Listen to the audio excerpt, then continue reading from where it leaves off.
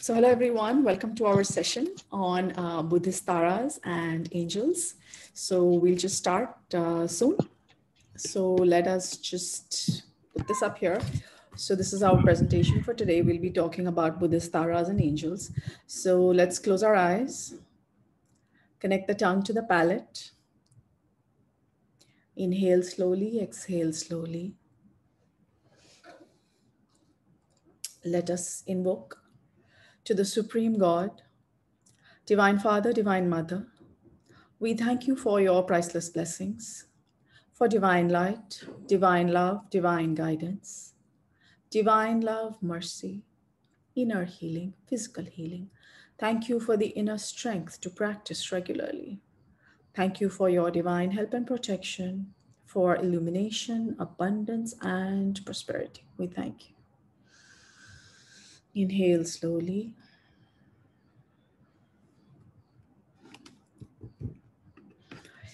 Okay, so let's start. So what is a Tara? So Tara, according to in the word Tibetan, it means a Buddhist savior goddess with numerous forms. And, the Tara is usually quite popular in Nepal, Tibet, and Mongolia. She's the female counterpart of the Bodhisattva Avalokiteshvara. So for those of us who are familiar with Avalokiteshvara, he is also the healer, the divine healer. Okay, so moving on. So just wanted to put it in a context because we have been discussing this particular chart before. So if you look at this side, which is the theosophy side, if you go down to, or rather go up to level 7, you see Avatar, Bodhisattva, Christhood, and Tara. Okay, so a Tara appears in this particular stage. And if you just look on this side, which is the angelic hierarchy, then the archangels are here. Which is at the second level. So I just wanted to put this in a context because, sometimes what happens is that we talk about a lot of these beings and we don't understand the hierarchy or the powers of them. So I feel it's important to understand the powers of them because, let's say we want to ask for help. So let's say, for example, we need help with something small, then we'll call someone who can handle that, right? But if you need help with something big, then you'll call somebody who can handle that kind of a thing, right? Now, for something really small, you really don't want to call the Supreme God, for example, right? Or, a Paramhamsa or an avatar or a Tara. So the idea is to be aware of who we are calling so that when we do call on them for help, we're calling on them for something that's appropriate. It's like you don't want to waste, what should I say? You don't want to waste good energy. Like, you don't want to pour too much energy on something that doesn't require it because the rest of the energy will just get wasted, right? So it's a way of also conserving energy. Okay, so moving on. So moving on to the next page. So we're going to be talking about 4 taras here.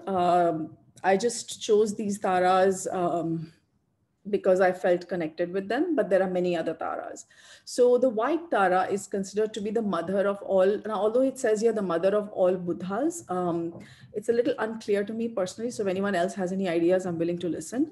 So because if you see, the Buddha is actually a higher level. So perhaps a tara is the feminine form that gives birth to a Buddha. Okay, so this is my understanding. So it also says it's used in the, and how mantra is used in the school of Feng Shui. So for those of us who have done Pranic Feng Shui with Master Danny or any of the other acharyas who come to India to teach Pranic Feng Shui, you know that Pranic Feng Shui is a method by which, without breaking any walls, by using things like plants and bulbs and locations and mirrors and a couple of other things, we are able to basically correct the energy flow in the house. So I personally have used it and I find it to be really effective. Anyway, so the white Tara is called the mother of all Buddhas. And it also says that she is the perfect embodiment of power, wisdom, and purity. And she's also called the first or the early feminist. So this is from a website called The Spruce. So again, all this information is drawn from different sources. So moving on to the green Tara. Now, the one thing that I noticed about the green Tara is that it says that as green is the universal color of healing. So for those of us who remember, Archangel Raphael is also often shown as, a greenish kind of figure.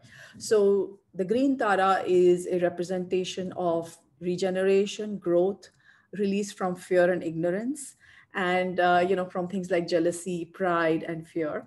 And so the green Tara is the one that brings awareness and relief. So when we do the archangel meditation, you may have noticed that Acharya Nona mentions that visualize, Archangel Raphael behind you, and you're kind of being enveloped by the love of the Archangel Raphael. So the colors of the taras are probably related to the archangels, but one of the other things that I noticed is that the archangel is at level 2, whereas the tara is at level 7. So one of the thoughts that came to my mind is that perhaps it is an archangel that later develops into something called or rather not something, but some entity called the thrones in angelic hierarchy. And in theosophy, it is called the avatar, the bodhisattva, the Christhood, or, the Tara. So it's not that in theosophy, it's called, that entity is called Tara. It's just that I've added it there so that we have it all in one simple chart, which we can understand. Okay, so the next one we're going to talk about is the Black Tara. Now, the Black Tara is the Tibetan goddess of power. She is worshipped both in Hindu and Buddhist traditions, as it says on the screen, and she administers tests for the soul. So this is very interesting, right? Because tests are basically things that happen to us for us to learn some lessons, right? And sometimes we don't like those lessons. We're like, what kind of a test is this? Or for example, sometimes when something happens that we don't really like, we're like, how can God be so cruel, for example? Like right now we are going through, COVID crisis, COVID pandemic, et cetera, et cetera. And a lot of us are thinking like, where is God? So, one of the things to keep in mind is that these are the times when we have to be aware of the presence of God, and that perhaps the Black Tara is testing us. Okay, she rules over spirits, exorcisms, and healing of both the body and the mind. So if we just go back for 1 second, you may notice that the green Tara, it just says the universal color of healing, but the Black Tara is the body and the mind, right? So sometimes and this is just a little sentence that I put at the bottom over here, is like, is this related to Archangel Uriel? Or perhaps it could be Archangel Michael. So again, I don't know the answer to this. It's just, the purpose of all of these discussions is to open our mind, is to also to make us think, and of course to share knowledge. So if you guys have any ideas on what the answers could be, I'm listening.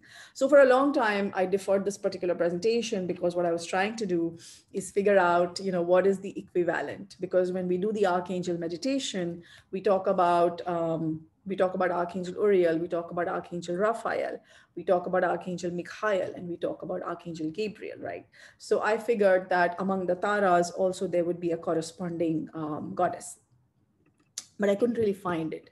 So then I figured that we'll just go ahead with this presentation anyway, and hopefully somebody else will tell us the answers. Okay, so again, to put this in a context is that, if we look at, the archangels, they're at level 2 here, and the taras is at level 7, which is very, very up there. And it's also kind of with the avatars. So for those of us who believe that, Lord Krishna was an avatar, Lord Rama was an avatar, that's kind of like the level that we are talking with. And as we know that the avatar is also, it's a very, very highly perfected being, but an avatar is not yet a Buddha, and an avatar is not yet a Sanat Kumar. So there still is some growth that the entity who is the avatar has to do.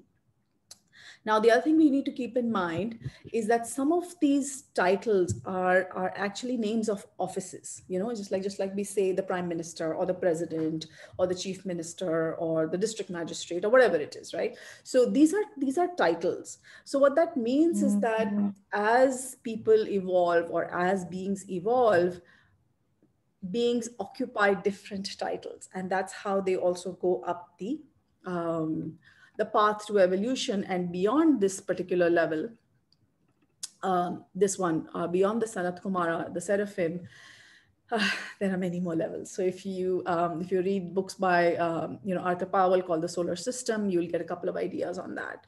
But anyway, right now let's focus on what we can understand, right? Okay, so the last one we'll talk about here is the Blue Tara. Now the Blue Tara is the Buddha of protection, And she's also associated with the transmutation of anger. So, one of the interesting things that I find, I was watching this episode on the Mahabharata with Lord Krishna talking to Karn. And, it was interesting. He said that when you do something with your anger to help a lot of people, that's when we have transmuted our anger. So, one of the things he says is that if you, Karn, had used your influence with Duryodhan to help all the charioteers, learn knowledge, or open up, or kind of like break the caste system. That's essentially what I understood. Then you would have used your anger for a good purpose. But if we just use our anger for ourselves, just to take revenge, then that doesn't really work. So, it makes a lot of sense to me, because I remember when I was a kid, I remember somebody started up this organization called Alcoholics Anonymous. And from what I remember, this particular lady, her son had passed away in a car accident because a drunk driver kind of hit her son. And I think I read this in the Reader's Digest, but it was really long ago, so I'm sorry if I'm making any mistakes. So that was, I think, a way of using one's anger and one's grief to make a huge difference in the world. So that's just something that I wanted to, I thought was very interesting about the black Tara. About the blue Tara, is that it's the transmutation of anger. So the transmutation of anger means, like, you do something in the world that makes a difference to a lot of people. So that's what is happening. And of course it says, spiritual awakening, she removes the fear of enemies, spreading joy and good fortune. Okay, so again, and again, I got this information from bluedakini.worldpress.com, and perhaps Blue Tara is associated with Archangel Michael, because Archangel Michael is also considered a protector. Now, someone has just mentioned that perhaps the Black Tara is also a representation of the god Shani, because again, he's also represented as black. So based here, what it says is that rules over spirits, exorcism, and healing of both the body and the mind. So yeah, I think that could be possible. But again, the idea is for us to explore, to think, and the idea is that when we look at an image, so I don't know how many of us have been up to the hills and have seen pictures of taras, and you're just like, sometimes we just like look through them, or we go to the, we go to Thailand, we go to the temples, we just kind of look around, we're like, yeah, okay, very pretty, and we just walk away, right? How many times do we realize that each of those taras, or each of those figures, if we look at what they're holding, what the hand posture is, what the color is, it all represents different things. It all represents different energies that come together to make the world the way it is. And of course, there are all these stories that are kind of painted on the wall. So, this is basically what I wanted to share. The idea, again, like I said, is to just open up our minds and to be aware of the presence of these taras, to be aware that the taras are actually at the level of the avatar or the bodhisattva, so that we have that kind of reverence for them. And one more small thing I wanted to share is that these are a couple of more pictures of taras. Many of the taras are here. This photo was shared with me by Deven Doshi, who is a trustee of Padmasambhava Center of Charitable Activities, which was started by our friend Vidisha Bhattacharjee, the late Vidisha Bhattacharjee. So this is a puja which happens in January. So this year, I think it's 23rd January 2021. Where we basically call monks from the Yiga Choling Monastery in Khum near Darjeeling, and they come and they conduct this puja at the PCCA Center. So PCCA again stands for Padmasambhava Center for Charitable Activities. For again, those of us who are in the Pranic Healing School, we are aware that Lord Padmasambhava is the teacher of our teacher, Master Choa Kok Sui. Okay, so this is again an picture of an offering, and this is the team. I'm sure you may recognize some people here.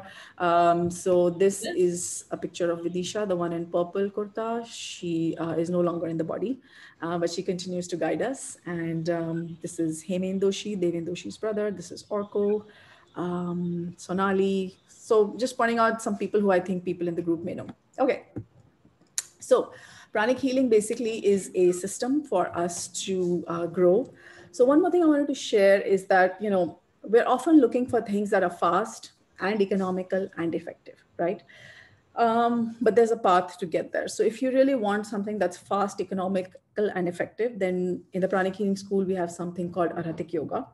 And if you are not at that stage yet, and if you just want something that's fast and economical, this one, then we can meditate. The reason why it's economical is because usually meditations are conducted free of cost and it's fast. Okay. If you want something that's fast and effective, you can take pranic healing. And if you want something that's economical and effective, then you can obviously learn pranic healing and you can, grow from there and learn healing. So again, why are we talking about this? So the reason I talk about the workshops is because we need to be aware that this chart is kind of representative of the growth path for all of us, for each one of us. So for, first I used to be a little afraid thinking that, oh my God, if I have to be an avatar, that's a really, really tough life. I'm not anywhere close to it. But the point is, just to put it in context, Master Choa Kok Sui was here. So we believe that he was at level 5, which is he was a holy master before he left the body.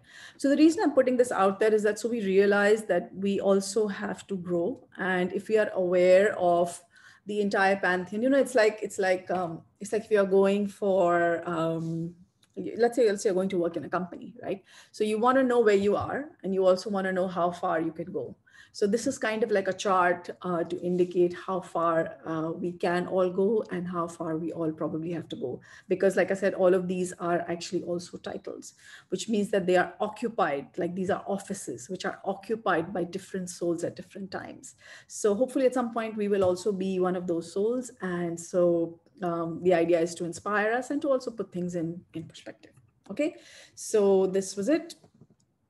So like I said, this is what the green Tara looks like. And I hope this was fun.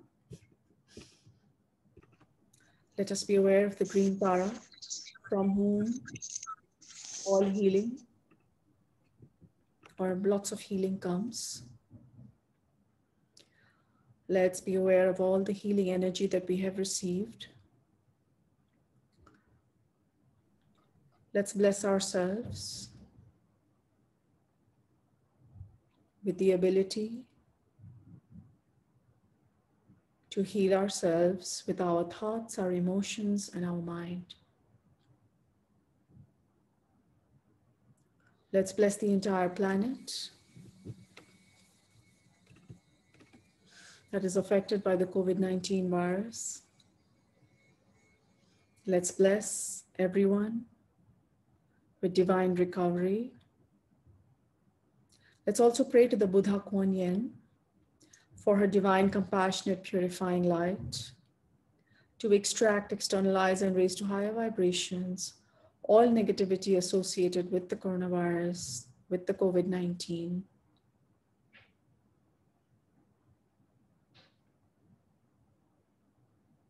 Let's bless our planet. Let's zoom in to our continent. Let's zoom in to our state, our city, our neighborhood, our home, our workplace, our projects, our life, our family members, all our co-workers, supervisors, employers, employees. So when we bless, just try to make sure that there is something flowing from the heart and from the crown. Let's not bless mechanically. Remember, this is a very powerful technique of the law of karma. What we give will come back to us. So if we give half-heartedly, we will receive half-heartedly. So let's open up our hearts and bless the entire earth. Let's bless the financial targets of every person in the group, health targets, relationship targets, and spiritual targets. Let's bless ourselves. Let's visualize the archangels surrounding us at all times. One of the things that I also like to do is to ask my angels to remind me that they are there. Because, sometimes when we get caught up with things, we tend to forget that the angels are there. And given the So the angels don't interfere unless we ask for help. So it's important for us to ask for help. So one of the ways I try to ensure that is that I just tell my angels, like, listen, if I forget, just remind me that you're there. Okay. And that helps me to invoke, but you can do whatever method you like. So thank you, everyone. I hope you had a good session, and we'll see you next week for the Archangel meditation again on Saturday. And tomorrow we have the Bhagavad Gita series starting again. So restarting. So that will also be tomorrow on Sunday. Okay, so see you soon. Bye.